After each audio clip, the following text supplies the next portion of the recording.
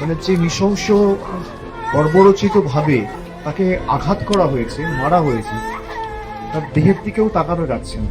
এবং 2009 থেকে তারা সেখানে আছে, ভেঙে করেও 16-17 বছর হয়ে গেল। এবং পরিবারের তার বাবা রয়েছেন, তার মা রয়েছেন।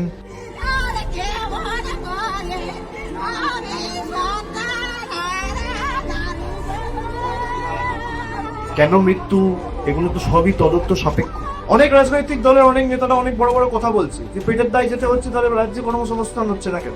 ভারতবর্ষে গত 14 বছরে 3.5 কোটি ভারতীয় দেশ ছেড়ে চলে গেছে, অন্য দেশে পেটের দায় কাজ করছে। তাহলে তাদের ব্যর্থতাও তো এখানে কেন্দ্রে যে রাজনৈতিক দল ক্ষমতায় রয়েছে তার। আমি অনুরোধ করব, পুরুলিয়া জেলায় বিজেপির সাংসদ রয়েছে, মহারাষ্ট্রের সরকার বিজেপি। আমি আশা করব পুরুলিয়ার বিজেপির সাংসদ জ্যোতির্ময় মাহাতো একই তৎপরতার সাথে, একইভাবে উদ্যোগ নিয়ে দ্রুত ব্যবস্থা নিয়ে ট্রায়াল কমপ্লিট করে তাদের দোষী সাব্যস্ত করে, সে নিয়েও দরকার হলে মহারাষ্ট্রের মুখ্যমন্ত্রী এবং দরকার হলে কেন্দ্রের স্বরাষ্ট্রমন্ত্রীর সাথেও কথা বলবে।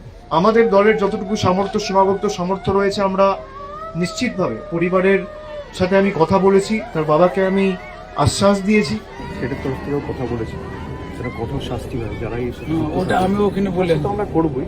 তা আমরা দলগতভাবে রাজ্যের মুখ্যমন্ত্রী এবং আমাদের দলনেত্রী মমতা বন্দ্যোপাধ্যায়ের কাছেও তাদের আবেদন রাখবো যে তাদের দুই ভাইয়ের যেন চাকরি বা কর্মসংস্থানের ব্যবস্থা আমাদের মানবিক রাজ্য সরকার আগামী যত দ্রুত সম্ভব তাদের এখানেই করে দেয়, যাতে তাদের পুরুলিয়ার মাটিতেই তারা থাকতে পারে এবং বাইরে তাদের যাওয়ার কোনো দরকার না পড়ে।